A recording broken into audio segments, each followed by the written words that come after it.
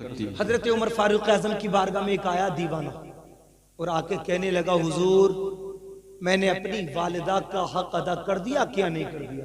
आपने फरमाया कौन सा ऐसा काम किया तूने? उसने कहा कि मैंने 7 मरतबा, कितनी मरतबा? 7 मरतबा मैंने अपनी माँ को हज कराया अपने कांधों पे बिठा। क्या मेरा हक अदा हुआ? आपने फरमाया 7 मरतबा की बात कर रहा है, 7 करोड़ मरतबा भी हज करा देगा तब भी माँ बाप का हक अदा तुझसे अदा नहीं। कहा क्या मतलब? तो आपने फरमाया एक थोड़ी सी मिसाल दे रहा हूं, उमर फारूक आजम का जुमला। और फरमाने एक छोटी सी बात पूछता हूं कि ये बता कि तेरे माँ बाप या तेरी माँ या तेरा बाप कभी बीमार हुआ? कहा हुजूर बहुत बीमार, बहुत बीमार। कहा देख तू कैसे हक अदा करेगा? बाप का या माँ का अदा नहीं कर सकता। क्यों? इसलिए कि जिस दिन से तू पैदा हुआ पूरी जवानी तक कभी भी तेरी तबीयत खराब हुई तो माँ और बाप के मुंह पे कभी ये नहीं आया अल्लाह तू इसको उठा ले। बोलो यार, अरे बोलो जी हजरत। कभी आया नहीं आता। डॉक्टर कह भी दे कि जाके खिदमत कर लो बेटे की, मगर माँ बाप का दिल इस बात पर राजी नहीं होते, वो उम्मीद नहीं करते कि मर जाएगा। उमर फारूक आजम फरमाते हैं तेरे अंदर और माँ बाप के अंदर ये फर्क है कि जब तू बीमार हो तो पूरी जिंदगी तेरे लिए वो ये जुमला कभी इस्तेमाल कर ही नहीं सकते कि तू उसको उठा ले। और जब तेरे माँ बाप बीमार हो गए तो तू बता तूने कितनी मर्तबा अल्लाह की बारगाह में कहा होगा, ऐ अल्लाह हम इससे तंग आ गए अब तो तू इसको उठा ले। कहते ना यार, ये तो नॉर्मल बात है ना। माँ बीमार है, बाप बीमार है, खिदमत करते करते परेशान हो गया, दवाई करते करते परेशान हो गया, इलाज कराते कराते परेशान हो गया, आखिरकार रब की बारगाह में कहता है मौला या तो ठीक कर दे या उठा ले। उमर कहते हैं जब तू बीमारी में माँ बाप का हक अदा ना कर सका तो पूरी जिंदगी माँ बाप का हक अदा कैसे? सुभान अल्लाह, सुभान अल्लाह। ये है माँ बाप। और मैं कोशिश करूंगा मौलाना जीशान साहब से भी और उनके तमाम भाइयों से भी, माँ बाप के हक में से एक हक ये भी है कि पूरी जिंदगी जब तक औलाद जिंदा रहे अपने माँ बाप के लिए, मरहूम माँ बाप के लिए, माँ बाप माँ मरहूमा और बाप मरहूम यानी कि मरहूमैन के लिए, दोनों के लिए पूरी जिंदगी जितना भी हो सके उनके लिए इशाले सवाब किया गया। सुभान अल्लाह। तीजा 10वां 20वां 40वां छमाई या बरसी तक खत्म नहीं करें, बल्कि जब जब मौका मिले, और मौका नहीं जब जब नमाज पढ़ो, सुभान अल्लाह, जब जब दुरूद पाक पढ़ो, जब जब कलमा पढ़ो, जब जब नेकी करो, जब जब सुभान अल्लाह बोलो, जब भी कोई नेक काम करो, अपने लिए तो दुआ मांगते हो, अपनी दुआ से पहले अपने माँ बाप के लिए दुआ मांग लेना। ऐ अल्लाह मेरे माँ बाप दुनिया से चले गए तू उनकी मग़फ़िरत फरमा। सुभान अल्लाह, सुभान अल्लाह। सिर्फ तीजा 40 में दुआ नहीं होती।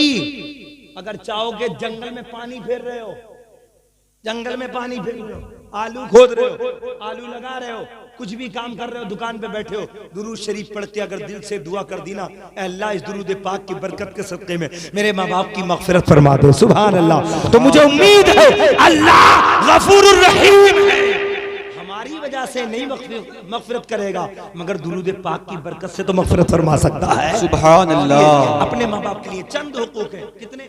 अब उन चंद में से 2-3 हक में सुना रहा हूँ, उसके बाद इंशाल्लाह मैं गुफ्तगू को समेटने की कोशिश करूंगा। मोहब्बत से बोलो झूमकर सुभान अल्लाह, सुभान अल्लाह। बोले या रसूल, या रसूल अल्लाह। एक हक ये कि माँ बाप मर जाएं तो पहले उनके कफन दफन का इंतजाम किया जाए, ठीक। दूसरा हक ये उनकी नमाज जनाजा का इंतजाम किया जाए। अब देखो नमाज जनाजा में क्या होता है, अल्लाह माफ करे, पहले तो गुस्ल में ले लो। जब गुस्ल होता है ना, गुस्ल बाप को मर्द को तो मर ही देगा ना, औरत को औरत देती है। माँ बाप का जब गुस्ल होता है, बाप के ले लो।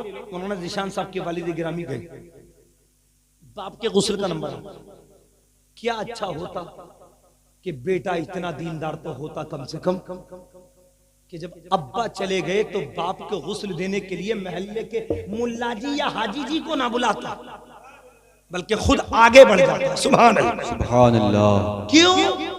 अल्लाह ना करे कुछ पर्दे की बातें पर्दे में ही अच्छी लगती हैं। खुदा ना खास्ता कोई ऐब ऐसा हो, अल्लाह माफ करे, कोई ऐब ऐसा हो जो पर्दे के अंदर हो, और तेरे बाप को गुस्ल देने मुल्ला जी हाजी जी आ जाए और तेरे बाप का वो ऐब देख ले और वो बयान करने लगे, तो फिर तेरी इज्जत पे भी दाग लगेगा और तेरे बाप की इज्जत पे भी दाग लगेगा। एक बात। दूसरी बात, जितनी हमदर्दी बाप से बेटे को होती है उतनी मोहल्ले के मुल्ला जी हाजी जी को नहीं होती। जानते हो कितना कमजोर होता है बदन इंतकाल के बाद? उसे हाथ भी लगाओ तो बहुत आहिस्ता, बहुत जख्मी होता है मरहूम का जो जिस्म होता है, बहुत जख्मी जी, बहुत तकलीफ में होता है। उसे हाथ भी लगाओ तो बहुत आहिस्ता। यही है ना, जब हम गुस्ल देते हैं तो उसको नाक में और होंठों पे क्या पानी वैसे हाथ से नहीं रगड़ते, कोई रुई होती है, कोई रुई वगैरह, रुई से हम उसको तर करके यहाँ क्यों? इसलिए कि रुई के फेरने से तकलीफ नहीं होती। गुस्ल दें, आप में लोगों में से अगर गुस्ल देते हो तो इस बात का लिहाज रखा करें, बहुत आराम से सुकून से। अगर उसको करवट भी दिलवाना है ना मैयत मरहूम को, तो बहुत आसानी से, बिल्कुल तकलीफ का मामला नहीं होना चाहिए, क्योंकि वो उनका मामला है जो मरने के बाद भूल जाते हैं। हम वो सुन्नी हैं, अपने जिंदगी में भी अपने आप से ताल्लुक रखते हैं और मरने के बाद भी अपने मैयत से ताल्लुक कायम रखते हैं। सुभान अल्लाह, मोहब्बत से बढ़ झुमकर सुभान अल्लाह, सुभान अल्लाह। गुस्ल की, अब गुस्ल बेटा देगा, तो बताओ ये भी गुस्ल देना नबी की सुन्नत है कि नहीं? अरे बोलो, नबी की सुन्नत ही तो है गुस्ल देना जी। गुस्ल देना मेरे मुस्तफा की सुन्नत। अब सुन्नत अदा अगर बेटा करेगा और यही सुन्नत अदा करना रब को पसंद आ गया तो बाप का भी बेड़ा पार और बेटे का भी बेड़ा पार। सुभान अल्लाह। ये बात, आगे चलिए। अब उसके बाद में जल्दी क्योंकि तफसील का वक्त नहीं है, वक्त बहुत हो चुका है और आपका भी मुझे ख्याल है क्योंकि काम का टाइम चल रहा है, मैं इसलिए जल्दी गुफ्तगू कर रहा हूँ। मोहब्बत से बोले या रसूल अल्लाह, या रसूल अल्लाह। और कफन के बाद में, और एक बात और याद रखें, मर्द के लिए 3 कपड़े। कितने कपड़े? 3। ये हमारे आवाम में बड़ा गलत रिवाज पड़ गया कि डबल चादर देते, मानते नहीं। और ईमानदारी से कब्रिस्तान में और कफन दफन के मामले में तो वो मुल्ला जी सबसे बड़े मुफ्ती साहब हो जाओ। अगर कोई मौलाना कहने लगे मौलाना फैजान साहब नहीं 3 कपड़े सुन्नत है, तुम्हें बताइए तो पहले से ही चला आ रहे हैं डबल चादर को। मैंने अपनी बस्ती में कई जगह देखिए फजूल कपड़ा देना मना है। 3 कपड़े सुन्नत हैं, अगर तुमने 4 दे दिए तो कफन सुन्नत नहीं रहा। बस 3 है ना, तुमने 4 क्यों दिए? तो मत बढ़ाइए। 3 कपड़े, मर्द को 3 और औरत को। अब बात आ गई तो एक बात और सुन लीजिए, हो सकता है आपने सुनी हो और नहीं सुनी हो, तो इंशाल्लाह ईमान ताज़ा हो जाएगा। मोहब्बत से बोले या रसूल अल्लाह, या रसूल अल्लाह। मर्द के 3 ही कपड़े सुन्नत क्यों, औरत के 5 ही क्यों? कभी सोचा? एक बात। और दूसरी बात, यहाँ रोके एक बात और कहूंगा, ये बताइए सबसे पहले नस्ल इंसानी के बाप का नाम क्या है? हजरत आदम अलैहिस्सलाम। हमारे तुम्हारे बाप कौन है? पूरी नस्ल इंसानी के बाप कौन है? हजरत आदम अलैहिस्सलाम। आपने ये बहुत सुना होगा, तकरीबन बहुत सुना होगा कि अल्लाह रब्बुल इज्जत ने जन्नत से आदम को निकाला, दुनिया में भेजा ना। और ये भी सुना होगा कि अल्लाह ने फरमाया था वला तक़रबा हाज़िही शजरत फतकूना मिनज़ ज़ालिमीन, ए आदम इस दरख्त के करीब मत जाना, इस दरख्त के करीब मत जाना। काय का था? गंदुम का, गेहूं का। और ये गेहूं के पेट में जो निशान है ना, गेहूं के बीच में, ये हजरत आदम के नाखून का निशान है। हजरत आदम ने वो दाना गेहूं का तोड़ के चेक किया था कच्चा है या पक्का। उसी दिन से तमाम गेहूं में निशान पड़ गया। मोहब्बत सब्र झुमकर सुभान अल्लाह। समझिए, अल्लाह ने गेहूं के दरख्त के करीब क्यों मना किया कि इस दरख्त के करीब मत? समझिए क्यों। मैंने बहुत से आलिमों से पूछा, किसी ने कुछ जवाब दिया। एक दिन मैं मुताला कर रहा था, बहुत पुरानी किताब मेरे हाथ लगी और मैंने वहां उसका ये जवाब पाया। तड़प के बोले या रसूल अल्लाह, या रसूल अल्लाह। भाई जन्नत में दरख्त तो और भी बहुत थे, सेब का भी, संतरे का भी, नींबू का भी, तमाम दरख्त है ना, मगर गंदुम के दरख्त के करीब अल्लाह ने क्यों मना फरमाया? ए आदम इस दरख्त के करीब मत जा। किसी ने कहा इसलिए मना किया कि जब गंदुम खा लेगा, रिस्क खाएगा तो उसको रफे हाजत होगी, और रफे हाजत का मामला कोई जन्नत में है ही नहीं, तो लैट्रिन कहां करते आदम? ये अपने अंदाज से जवाब दिया। तो मैंने उस पर जिसने हमें जवाब दिया, हमने उनसे कहा भाई ये बताइए कि हम जब दुनिया से जाएंगे गेहूं खा के, और फिर गेहूं खा के जब हम जन्नत में पहुंचेंगे और फिर भी वहां की मेवा जात खाएंगे, तमाम फ्रूट खाएंगे, तो फिर भी तो रफे हाजत हो सकती है। तो का जवाब दिया कि नहीं, अल्लाह रोक देगा। बोले जब अल्लाह बाद में रोक देगा तो क्या आदम की भी नहीं रोक सकता था? रोक सकता था ना अल्लाह। फिर क्यों मना किया गंदुम के करीब मत जाना? और दरख्त को अल्लाह ने खास क्यों नहीं किया? गेहूं के दरख्त को क्यों कहा इसके करीब मत जाना? जानते हो, मैं तुम्हें सुनाने चला, मोहब्बत से बोले या रसूल अल्लाह। जानते हो जब सबसे पहले नस्ल इंसानी का बाप हजरत आदम को अल्लाह ने बनाया ना, पुतला बनाया। जब पुतला तैयार हुआ, खमीरे से पुतला तैयार हुआ, और उसके बाद मैंने पढ़ा कि इंसान की जिंदगी में बताओ परेशानियां ज्यादा हैं खुशहालियां? तो बोलो परेशानियां परेशानियां ज्यादा हैं, खुशहाली कम है। क्यों? आदम का पुतला जिस वक्त गूंदा जा रहा था 39 साल गमों की बारिश हुई और 1 साल खुशी की बारिश। उसी दिन से फितरत में आ गई ये बात कि इंसान को खुशी कम है और गम ज्यादा। जब पुतला तैयार हुआ, जब रूह डाली ना, रूह आदम के बदन में, तो रूह अंधेरे की वजह से रुकी नहीं, अंधेरे की वजह से रुकी नहीं। जब दूसरी मर्तबा डाली तब भी नहीं रुकी। जब रूह ना रुकी, जिब्रील ने कहा परवरदिगार रूह ठहरती नहीं। अल्लाह ने फरमाया जिब्रील मेरे मुस्तफा का नूर का जलवा डाल दे, हजरत आदम के पुतले में रूह ठहर जाए। सुभान अल्लाह। नूरे मुस्तफा को रखा, आदम की रूह पुतले में ठहर गई। अब उसके बाद छींक आई, और जब छींक आती है तो इंसान की आंखें खुलती है ना एकदम से। जैसे छींक आई, आंखें खुली, तो देखा अर्श आज़म पे लिखा हुआ था ला इलाहा इल्लल्लाहु मुहम्मदुर रसूलुल्लाह। जब देखा ना आदम ने पहली बार रूह आई तो देखा, अल्लाह की बारगाह में कहा मौला सबसे पहला आदमी इंसान तो मैं हूँ, आदम मैं हूँ ना मौला, ये तेरा नाम ला इलाहा इल्लल्लाह, मगर ये अगला नाम जो मुहम्मदुर रसूलुल्लाह सल्लल्लाहु अलैहि वसल्लम, ये किसका नाम है? रब ने फरमाया आदम ये मेरे हबीब का नाम है। सुभान अल्लाह। कोई पैदा नहीं है, सिर्फ आदम बनने, आदम, अभी कोई और नहीं, कोई नबी नहीं, आदम बने। अल्लाह ने फरमाया मेरा हबीब। कहा अच्छा तेरा हबीब मौला कैसे? अब अल्लाह फरमाता आदम देखो ये तुम्हारी औलाद में से होगा। सुभान अल्लाह। तुम्हारी औलाद में से होगा, तुम्हारे बेटों में से होगा। और जब कभी तुम कोई खता करोगे ना तो तुम्हारी खता की बख्शिश का जरिया भी यही बनेगा। सुभान अल्लाह। तुम्हारी खता की बख्शिश का जरिया भी यही बनेगा। अब जब ये बात सुनी ना आदम ने तो एकदम दिमाग में बात आ गई। एक बात तो अच्छा इंसान घमंडी होते हैं, अरे घमंडी होते हैं ना, मुतकब्बिर होते हैं ना, अनानियत का शिकार होते हैं ना, ये कहां से हुए? समझो जब आदम के दिमाग में ये बात आई ना अल्लाह मेरी औलाद में से और मेरी खता की बख्शिश का सबब बनेगा। जब इतना आया ना अल्लाह ने फरमाया जिब्रील जल्दी जाओ और आदम के ख्याल को दिमाग से निकाल लो। मोहब्बत से बढ़ जुमकर सुभान अल्लाह। सुभान अल्लाह। आदम के ख्याल को दिमाग से निकाल लो।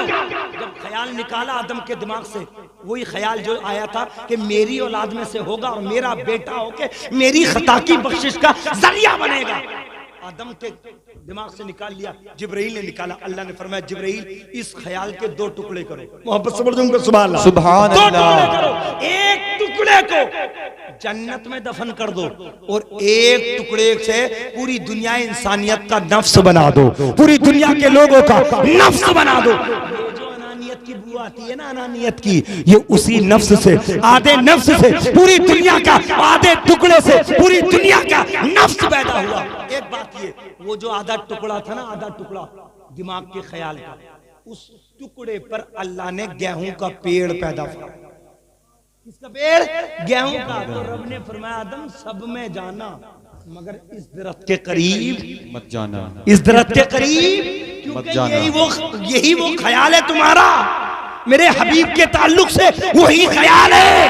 और उसी ख्याल पे गेहूं का पेड़ पैदा हुआ है। अल मुख्तसर, ये तो आपने सुना है कि वो आदम तो नहीं गए मगर शैतान आ गया और शैतान ने आके हवा से कहा कि अल्लाह ने यही तो कहा दरख्त के करीब मत जाइयो, ये थोड़ी कहा खाइयो मत, खाने को तो भी मना है, लो मैं ला के देता हूँ तुम खिला दियो। हजरत हवा ने खिला दिया आदम को। अब जब खिलाया, और एक बात बता दो 10 कमियां मर्द के मुकाबले औरत में है। 10 कमियां देखो। बच्चा अल्लाह आदम से हवा को बनाया ना अल्लाह ने, जब आदम से हवा पैदा हो सकती हैं तो हर मर्द से बच्चा पैदा हो सकता था, मगर क्यों उसी दिन से कानून बन गया कि हजरत आदम को जो बहलाया फुसलाया हवा ने, उसी दिन से जिम्मेदारी अल्लाह ने मर्द से हटा के औरत को दे दी कि 9 माह तक बच्चे का वजन तू ही उठाएगी और तू ही बच्चे को पैदा करेगी।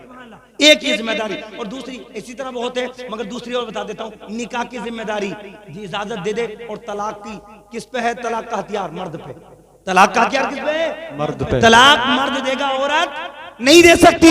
इसलिए उसी दिन से ये भी सजा दे दी गई औरत को कि अब तू निकाह में बन जाएगी तो इसके निकाह में बंधी रहेगी जब तक तुझे अपने निकाह से ही आजाद न कर। इसी तरीके से 10 बातें हैं जो औरत को उस दिन से सजा मिल गई। अल मुख्तसर, जैसे गंदुम खाया ना तो जितना कपड़े थे नीचे के वो नीचे, ऊपर के ऊपर अमामा। और जानते हो जिस नूरानी तख्त पर बैठते थे ना आदम जन्नत में, वो कितना बड़ा तख्त था जानते हो? 8000 पाए थे उसके। कितने? 8000 पाए थे जिस तख्त पर बैठते थे आदम। और एक पाए से दूसरे पाए तक दुनिया का तेज रफ्तार घोड़ा 1000 साल तक दौड़े तो एक पाए से दूसरे पाए तक पहुंचेगा। चार्ज लगा लो, जब 2 पायों का इतना फासला है तो 8000 पायों को कितना फासला, कितना लंबा चौड़ा वो नूरानी तख्त होगा। मगर जैसे ही उस तख्त पे गंदुम खाया ना, तख्त निकल गया, कपड़े उतर गए, अमामा गया, आप बरहना हो गए, जिस्म पे कोई कपड़ा नहीं। सोचो यार फुलसिगा वालों, जिसकी इज्जत इतनी हो, जिसकी वैल्यू इतनी हो, जिसके आगे पीछे 70,000 फरिश्ते जिस आदम का दर्शन करने के लिए 24 के 24 घंटे तैयार रहते हो, अब वो आदम बिल्कुल बरहना नंगे हो जाए तो कैसी शर्म का मामला होगा। अल्लाह अकबर। हव्वा भी नंगा हो गई, बरहना हो गई, और हजरत आदम भी बरहना। अब जाते हैं, हजरत आदम जाते हैं अपने आप को छुपाने के लिए। अब जिस दरख्त के पास जाते हैं वो दरख्त अपनी टहनी को ऊंचा कर लेता है। जिस दरख्त के पास जाते हैं कोई टहनी का पत्ता, कोई दरख्त अपना पत्ता आदम को देने के लिए तैयार नहीं होता। मगर जानते हो एक दरख्त जिसको इंजीर कहा जाता है, सुभान अल्लाह, इंजीर कहा जाता है, कसम भी खाई है, वो तीनी व ज़ैतून, कुरान के 30वें बारे में इंजीर की कसम, ज़ैतून की कसम। जब इंजीर दरख्त के करीब गए ना आदम, इंजीर दरख्त के, तो इंजीर का पेड़ ऊंचा होता है, मगर उसने अपनी टहनी नीचे को कर ली। सुभान अल्लाह, अपनी टहनी नीचे को कर ली। कहा ए आदम, अगर खता हो गई, मगर हो तो अल्लाह के नबी, हो तो अल्लाह के नबी, हो तो अल्लाह के नबी। आदम खता हो गई, बख्शने वाला अल्लाह है, मगर लो कोई नहीं दे रहा, पत्ते मैं दूंगा। सुभान अल्लाह, सुभान अल्लाह। इंजीर के दरख्त के करीब खड़े होके आदम ने पत्ते तोड़े 5। कितने पत्ते?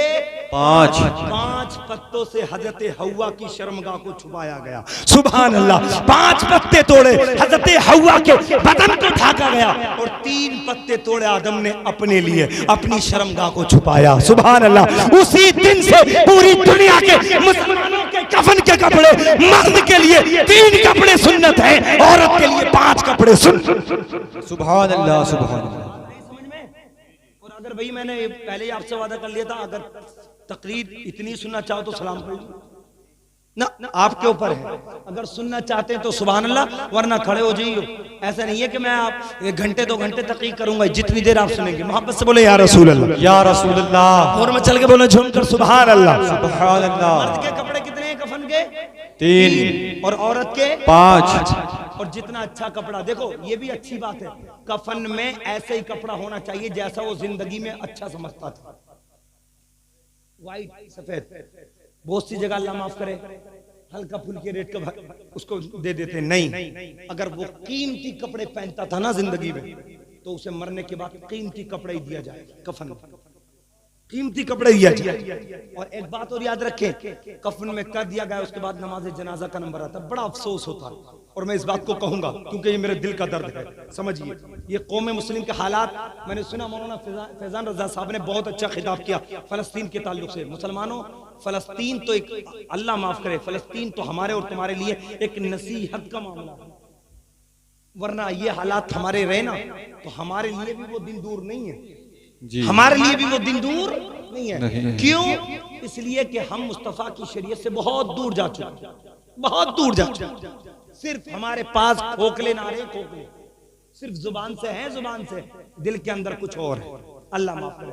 ईमानदारी से हम और आप अगर तारीख इस्लाम दोहराए, अगर सहाबा का लश्कर का मामला उठा के बढ़े, मुजाहिदीन इस्लाम की कुर्बानियां उठा के बढ़े, तो मुस्तफा के गुलामों को तीरों पे भरोसा नहीं, मुस्तफा के गुलामों को तलवारों पे भरोसा नहीं, मुस्तफा के गुलामों को बारूद पे भरोसा नहीं, मुस्तफा के गुलामों को अगर भरोसा होता था मुस्तफा की जात पे होता था, अल्लाह पाक की जात पे।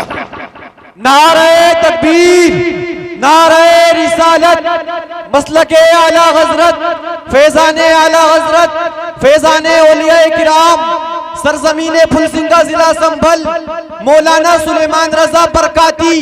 नारे तकबीर, नारे रिसालत, सुभान अल्लाह, सुभान अल्लाह, सुभान अल्लाह। इमाम साहब भी कई दिन मस्जिद से पढ़ ले दिखे हैं शायद। ना ये वैसे जाग रहे हैं, अगर इनसे पूछूंगा तो कहूंगा मैं जाग रही हूँ। ये आंखें बंद करके जागते हैं। मोहब्बत से बोले या रसूल अल्लाह, तड़प के बोले सुनकर सुभान अल्लाह, सुभान अल्लाह। जब जिम्मेदारी ज्यादा होती है तो ऐसे ही होता है मामला, क्योंकि अब ये वक्त ईमानदारी से, रात का वक्त अल्लाह ने सोने के लिए बनाया। किस लिए बनाया? सोने के लिए। ये तो आपकी और हमारी खुशनसीबी है कि हम रात में सोने को छोड़ के मुस्तफा की याद में बैठे, नबी के जलसे में बैठे। ये हमारी और आपकी खुशकिस्मती है, वरना रात तो अल्लाह ने सोने के लिए बनाई है ना, है ना। मोहब्बत से बोले या रसूल अल्लाह, या रसूल अल्लाह। चल रही थी कि जब आप देखिए हमारी और आपकी कमी देखें थोड़ी सी, उसके बाद कमी पे हम थोड़ी सी नजर करते हैं, उसके बाद तक़ी खत्म। देखिए हमारी और आपकी कमी क्या है। जब जनाजा तैयार होता है ना और नमाज जनाजा का वक्त होता है, तो देख लियो ईमानदारी से, कहीं तो 30% पढ़ते हैं, कहीं 70% पढ़ते हैं, और ना तो 50% लोग नमाज जनाजा पढ़ते हैं, और नालियों पे खड़े खड़े एक दूसरे को तक तक के देखते रहे, और उधर नमाज जनाजा, और यही अपनी बातों में मशगूल है। अबे आलू का रेट कैसा? अरे बीज बड़ा मद्दा हो गया भाई, कि जमीन क्या। अल्लाह माफ करे यार, जिस मौत में जाके आखिरत को सोचना चाहिए था। और मैंने खुद अपने कानों से सुना, ईमानदारी से कानों से सुना। एक जनाजे में मैं गया और कोई किसी उम्र दराज या बूढ़े का जनाजा नहीं था, बहुत अच्छे इंसान का जनाजा, और तकरीबन 35 या 30 साल की उम्र का जनाजा था।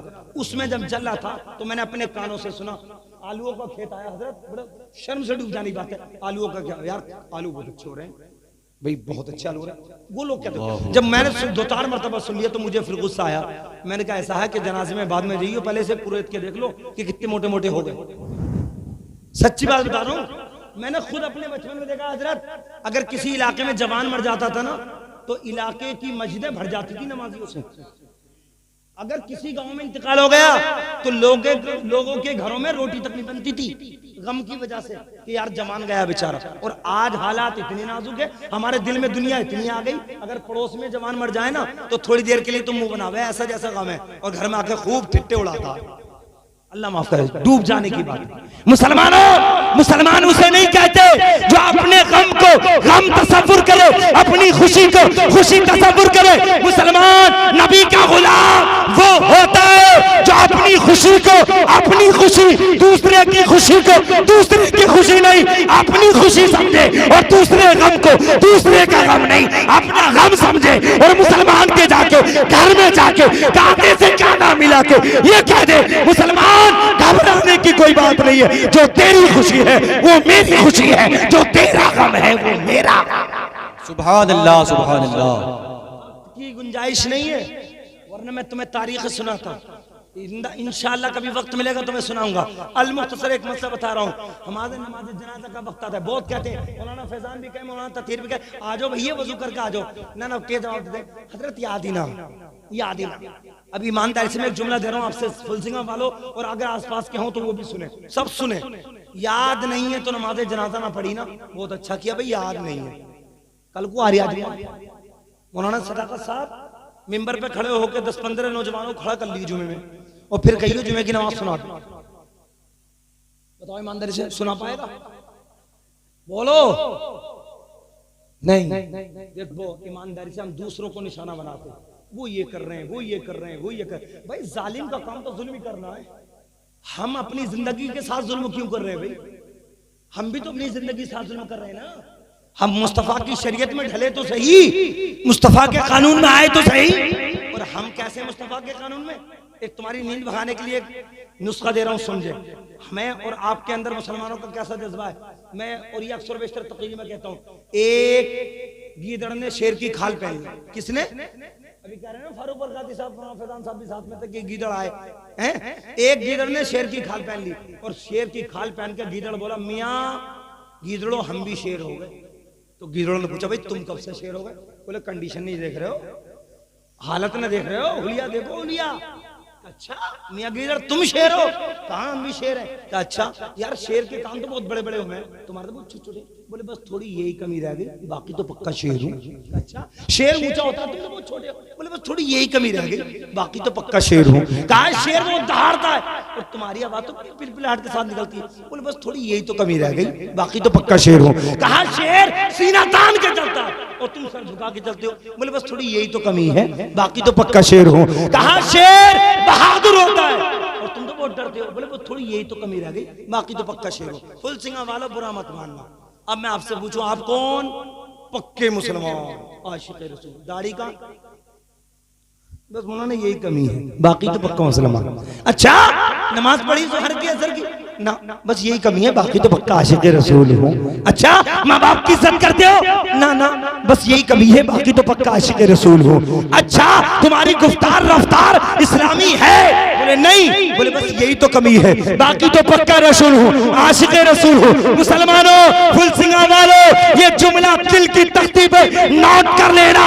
जिस तरीके से एक गीदड़ शेर की खाल पहनकर ओरिजिनल शेर नहीं बन सकता, इसी तरीके से कोई इंसान इस्लामी नाम रख के आशिक़ रसूल नहीं बन सकता। आशिक़ रसूल वो है जिस गली से गुजरे, जिस गली में बोले, जिस गली में चले, उसका बोलना बता दे आशिक़ रसूल बोल रहा है, उसका चलना बता दे आशिक़ रसूल जा रहा है, उसका खाना बता दे आशिक़ रसूल। सुभान अल्लाह, सुभान अल्लाह। बड़ा अफसोस होता है हमें कौम मुस्लिम पर। अल्लाह माफ करे हम सबको इन तमाम बातों पे नसीहत पे अमल करने की जरूरत है। समझो नमाज जनाजा होती है 30% पढ़ने, याद नहीं है ना, याद नहीं है। और जुमे में देख लियो सुन के, हो सकता है 30% के याद हो, 70% के याद। अब भैया आ रहा, जब तेरी नमाज जनाजा याद नहीं है तो ना पढ़ लिया, तो जुम्मा क्यों पढ़ लिया? जुम्मा भी छोड़ दे। और जुम्मा क्यों पढ़ लिया? कुआरा है तो अब्बा अम्मा के डर से, और शादीशुदा है तो बीवी से डर के। ना तो कह देगी मैं आके में जाके कि बिल्कुल नलायक जुमा तक ना पढ़ते, है ना, अल्लाह माफ करे। और नमाज वो नहीं होती जो दुनियादार के दिखावे के लिए हो। बोलो नमाज वो नहीं होती जो दुनियादार के दिखावे के लिए। नमाज वो होती है जो अल्लाह उसके रसूल की मोहब्बत में अदा की। मेरी माँ और बहनें बैठी हैं, इनके लिए एक जुमला दे रहा हूँ। अच्छा हमारी और तुम्हारी नमाजें एक हैं, अलग हैं, और हजरते जितने भी हजरात अल्लाह वाले हैं, औलिया किराम हैं, उनकी इबादतें और हैं, उनकी इबादतें और है। मैंने कहा दुनिया के दिखावे के लिए नमाज पढ़ी जाए तो वो इबादत सही इबादत नहीं है। और देख लीजिए तुम दिखावा, मैं बता रहा हूँ। कल को जुमे में मौलाना तफसीर साहब को खड़ा करते, मौलाना सदाकत साहब खुतबे के बाद नियत बांध लें और सजदे में, और ये जुमा पढ़ने कहीं और जाके बोले भाई दोनों रकत का जायजा ले लो, तो देख लियो ईमानदारी से नौजवानों को सर सजदे में और पैर हैट्रोली की तरह उठ जाओ पर ऐसे में। मेरा खुद का तजर्बा है, मैं वो बयान कर रहा हूँ जो है कौम के अंदर। और पूछ लो मौलाना फैजान रजा साहब से भी, सजदे की हालत में एक अंगूठा टेकना फर्ज है और 3 उंगलियों का टेकना वाजिब है। अगर 3 उंगलियां ना टिकी तो सजदा मुकम्मल नहीं हुआ, और जब सजदा मुकम्मल नहीं हो तो नमाज हो गई नहीं, नमाज नहीं हुई। अब ये कितनी कमियां हमारी नमाज में। अब जुमा याद नहीं है, मगर समझिए मैं तुमको जुमला दे रहा हूँ, जुमा याद नहीं है फिर भी पढ़ते हो, क्यों? इसलिए कि पढ़ना भी चाहिए, याद करने की कोशिश करो और पढ़ना भी चाहिए। क्यों?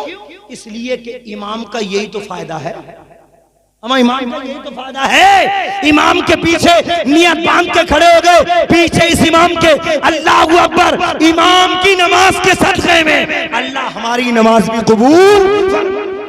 सुभान अल्लाह, सुभान अल्लाह। फुल सिंगा वालों, जब नमाज जुमा इमाम के सदक़े में हो सकती है तो क्या नमाज जनाजा में इमाम सामने पढ़ाते हैं क्या? अरे बोलो, अभी तो इमाम साहब ही पढ़ा में जी। तो वहां देखो एक बात याद रखो, वहां जो है आप खड़े हो जाए, 2 चीजें फर्ज हैं नमाज जनाजा में, एक खड़ा होना और एक चारों तकबीर। खड़ा होना और चारों तकबीरें। तकबीरें। दो फर्ज तो अदा कर ही लोगे, खड़े तो हो सकते हो नमाज जनाजा में और अल्लाह अकबर भी कह सकते हो, तो दो फर्ज अदा हो गए तो नमाज जनाजा का फर्ज तो अदा हो ही जाएगा। अल्लाह माफ करे। होना तो ये चाहिए था, हमारी कौम के हर एक बाप का बेटा इस काबिल होना चाहिए था कि इमाम साहब भी आए तो कह दे हुजूर आप थोड़ा पीछे हो जाइए, इसलिए कि ये मस्जिद का मुसल्ला नहीं, ये मेरे बाप की नमाज जनाजा का मामला है, आप पीछे हो जाओ। बेटा नमाज पढ़ाए ईमानदारी से, अगर बेटा बाप की नमाज जनाजा, बेटा माँ की नमाज जनाजा अगर पढ़ा दे और उसका पढ़ाना मेरे रब की बारगाह में कबूल हो जाए तो मरहूम का भी बेड़ा पार है और जिंदों का भी बेड़ा पार। सुभान अल्लाह। नारे तकबीर, नारे रिसालत, मसलके आला हजरत, फैजाने आला हजरत, फैजाने औलिया किराम, सरजमीने फुलसिंगा जिला संभल, मौलाना सुलेमान रजा बरकाती। नारे तकबीर, नारे रिसालत। सुभान अल्लाह, सुभान ईमानदारी अल्लाह। से इतने जख्मी पहलू हैं कौम मुस्लिम के, अगर बोला जाए ना तो कई रातों तक भी एक पहलू खत्म नहीं होगा। जिस मामले को देखा जाए वो जख्मी, अल्लाह माफ करे। नौजवानों को देखो तो वो हालत खराब, बुजुर्गों की देखो तो हालत खराब, बच्चों की देखो तो हालत खराब, और बेटियों की देखो तो बहुत ज्यादा हालत खराब। ये बात कहते हुए शर्म आती है हमें। कई लाख मुस्लिम लड़कियां गैरों के साथ जाके निकाह कर चुकी, कई अल्लाहु लाख। अकबर। क्यों? इसलिए कि भैये को बहन की फिक्र ही नहीं है, अब्बा को बेटी की फिक्र ही नहीं है, चचा को भतीजी की फिक्र ही नहीं है। अल्लाह माफ करे। मैंने कहा ना हमारी खवातीन, और मैं अपनी माँ और बहनों को लिए एक पैगाम दे रहा हूँ, जरूरी नहीं है कि इस्लाम में सिर्फ और सिर्फ मर्दों ने ही अच्छा काम किया है, अच्छा मर्दों ने भी किया है और साथ साथ में खवातीन इस्लाम ने भी इस्लाम में बहुत अच्छा काम किया। क्या है? राबिया बसरी का तो नाम आपने सुना ही है, अरे राबिया बसरी का नाम सुना, बहुत सुना होगा। और एक वाहिदा, एक ऐसी खातून है राबिया बसरी कि जिनके दीदार के लिए काबा उनके घर आया। बेशक, सुभान अल्लाह। पूरी दुनिया के हाजी जाते हैं जियारत करने काबा की, मगर राबिया बसरी के लिए काबा उनके घर आया था। सुभान अल्लाह, सुभान अल्लाह। ये भी तो खातून है, ये भी तो खातून है, ये भी तो खातून है। ऐसी मिसाल भी तो याद रखो मेरी माँ और बहनों, सिर्फ दुनिया के चमक दमक पे मत जाओ, राबिया की जिंदगी भी तो उठा के पढ़ो। हर साल हज करने जाती थी, एक साल तबीयत खराब थी ना जा पाई, अल्लाह ने फरमाया काबा जा, मेरी दीवानी राबिया को घर दीदार करा के आ। सुभान अल्लाह। और बताऊं राबिया बसरी की थोड़ी जिंदगी और बता दूं, राबिया बसरी का अंदाज क्या था। मैंने कहा था ना, अब्बा के डर से, बीवी के डर से जुमा पढ़ने जा रहे हो तो ये इबादत नहीं है। राबिया बसरी जानते हो कितनी इबादत गुजारती, खुदा की कसम मैंने पढ़ा तो दिल हिल गया कि राबिया बसरी फजर, जुहर, असर, मगरिब, ईशा, तहज्जुद, इशराक, सलातुत तस्बीह ये सब पढ़ती थी रोजाना। इसके साथ साथ 1000 नफल नमाज रोजाना पढ़ती थी। सुभान अल्लाह। 1000। पूछने वाले ने पूछा राबिया फजर पढ़ ली, ज़ोहर पढ़ ली, असर पढ़ ली, मगरिब, इशा सब पढ़ लिया, इसके साथ 1000 क्यों पढ़ती हो? और आज वो तो 1000 है और शब बारात आ रही है जिसमें हम शुभ रात का है। शब बारात में अगर कोई 50 रकत पढ़ ले ना तो कालर झाड़ के कहेगा इतनी पढ़ी है, और आधी रात पढ़ ले तो आधा वली समझेगा, और पूरी रात जाके पढ़ ली तो समझेगा जन्नत के ठेकेदार में आई हूं। अल्लाह माफ करे। ज्यादा कितनी पढ़ लो, 100-200 रकत है पूरी रात में शब बारात में। मगर राबिया से पूछो बगैर नागा 1000 नफल नमाज रोजाना पढ़ती थी। किसी पूछने वाले ने पूछा राबिया सब पढ़ती हो, 1000 क्यों पढ़ती हो? क्या प्यारा जवाब दिया राबिया ने। राबिया कहती है पूछने वालों सुनो, फजर, जुहर, असर, मगरिब, इशा, चाश्त, इशराक ये सब नमाजें पढ़ती हूँ अल्लाह को राजी करने के लिए। 1000 नफल पढ़ती हूँ मुस्तफा को राजी करने। सुभान अल्लाह, सुभान। क्या मतलब? राबिया कहती है जब मैदान महशर में सारे नबियों की उम्मतें होंगी ना, जब मेरी नमाज मेरे नबी के सामने होगी तो मेरे नबी को मेरी इबादत पे फख्र होगा कि नबियों देख लो मेरी उम्मत में एक उम्मतिया, एक ऐसी खातून भी है जो रोजाना 1000 नफल नमाज पढ़ती थी। सुभान। अब उस राबिया से पूछो इबादत क्या है, उस राबिया से पूछो इबादत क्या है। अब सुन लो इबादत। राबिया बसरी दीवाना हालत में गई, एक हाथ में अंगारे, एक हाथ में फूल, और दीवाना अंदाज में चल रही हैं और कह रही हैं अल्लाह अगर इन फूलों के लिए पढ़ रही हूं तो जन्नत मत देना। मोहब्बत से पढ़ दूंगा सुभान अल्लाह। फूलों के लिए पढ़ रही हूं तो जन्नत मत देना, और अंगारों से डर के पढ़ रही हूं तो जहन्नम में जलाना। अबे यार हमने तो दो ही चीजें सुनी, या तो जन्नत या जहन्नम। अब हम भी कहते हैं, मौलाना फैजान भी कह रहे हैं, सब कह रहे हैं, मौलाना सदा सब कहते हैं अच्छे काम करो जन्नत मिलेगी, बुराई से बचो वरना जहन्नम में जाओगे। ये तो पहले सुने ना तो। और राबिया क्या कहती है, जन्नत के लालच में पड़ रही तो मत देना, और जहन्नम से डर के पड़ रही तो जहन्नम में जलाना। क्या दिक्कत जा रही थी, एक दीवाना आ गया, कहा राबिया पागल है, दीवानी है, मस्तानी है, तुझे पता भी है कि तू बोल क्या रही है। राबिया ने कहा जो मैं बोल रही हूं वो मैं खूब जानती हूं, जो मैं बोल रही हूं वो खूब जानती हूं। कहा तूने कहा कि इसके लिए अंगारों से मतलब क्या है, बोले जहन्नम, फूलों से मतलब बोले जन्नत। राबिया से जब इतना कहा तो राबिया ने कहा सुनो पूछने वाले सुन लो, अगर जन्नत के तमन्ना में नमाज पढ़ी जाए तो वो इबादत नहीं है, वो लालच है, लालच। जहन्नम से डर के पढ़ी जाए इबादत नहीं है, वो डर है, डर। इबादत वो नहीं होती जो लालच में पढ़ी जाए, इबादत वो नहीं होती जो डर के पढ़ी जाए, इबादत वो होती है जो अल्लाह उसके रसूल की मोहब्बत में पढ़ी जाए। सुभान अल्लाह, सुभान अल्लाह। मुसलमानों बहुत वक्त चाहिए, मगर मैं अब आखिर में सिर्फ कहूंगा, ये भी हमारी खातून है, हमारी माँ और बहनों को इनका मॉडल इख्तियार करना चाहिए, इनकी जिंदगी के चालो चलन लेने चाहिए। मगर हमारी बहन चालो चलन किसके ले रही है, अल्लाह माफ करे, जब बहन की इज्जत लुट जाती है ना तो फिर कोई चीज अच्छी नहीं लगती। कोई चीज, तुम्हारी धन्ना सेठी, तुम्हारी मुखियावरी, तुम्हारी जिम्मेदारी, तुम्हारी दौलत, तुम्हारी अमीरी, तुम्हारी शख्स, जितने भी कुछ मामले हैं इज्जत के, वो सब फीके पड़ गए अगर तुम्हारी बहन की इज्जत पर दाग लग गया। मगर क्यों, रात के 12-12 बजे तक, 1-1 बजे तक हमारी बहन, और वो बहन अल्लाह माफ करे, वो कोई भी हो, मेरी हो या तुम्हारी, वो बहन जो रात के 12 बजे तक नेट पे गपशप कर रही है, व्हाट्सएप चला रही है, फेसबुक चला रही है, और भैया को यही नहीं पता कि क्या हो रहा है। क्यों पता निकालेगा, क्योंकि वो खुद उस बीमारी में मुब्तला है, वो खुद उस बीमारी में है। कैसे कहेगा, किस मुंह से कहेगा कि तू हट जा। और ये कुरान ने भी कह दिया, या अय्युहल्लज़ीना आमनू लिमा तक़ूलूना मा ला तफ़अलून, ऐ ईमान वालों उस चीज को मत कहा करो जिसको तुम खुद नहीं करते। तुम्हारा खुद का अमल नहीं तो तुम दूसरे से कैसे कहोगे।